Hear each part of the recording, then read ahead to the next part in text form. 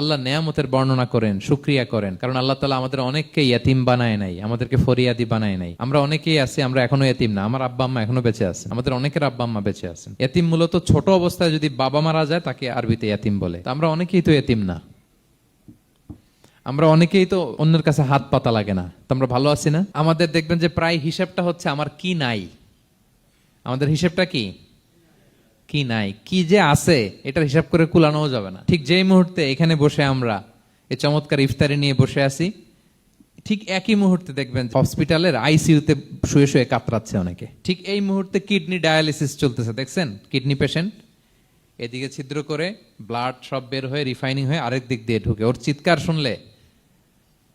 Burn ইউনিটে গেছেন কখনো? আগুনে পোড়া রুগী, আপনার তো অনেক কিছু নাই, আমার এটা নাই ওইটা নেই, আল্লাহ এটা দিল না, এটা নিয়ে আসেন। আপনি বার্ন ইউনিটে একদিন যায়েন, তাহলে বুঝবেন যে আল্লাহ আপনার কত শান্তিতে রেখেছে। না খেয়ে কয় রাত কাটিয়েছি আমরা, বলেন তো? কত লোক বাড়ি ভাড়া পরিশোধ করতে পারে না, ঋণের বোঝায় জর্জরিত, দুরারোগ্য ব্যাধিতে আক্রান্ত, ক্যান্সারের লাস্ট স্টেজে। তাদের সাথে একটু দেখা করেন, ফোর্থ স্টেজে চলে আসছে ক্যান্সার পেশেন্ট।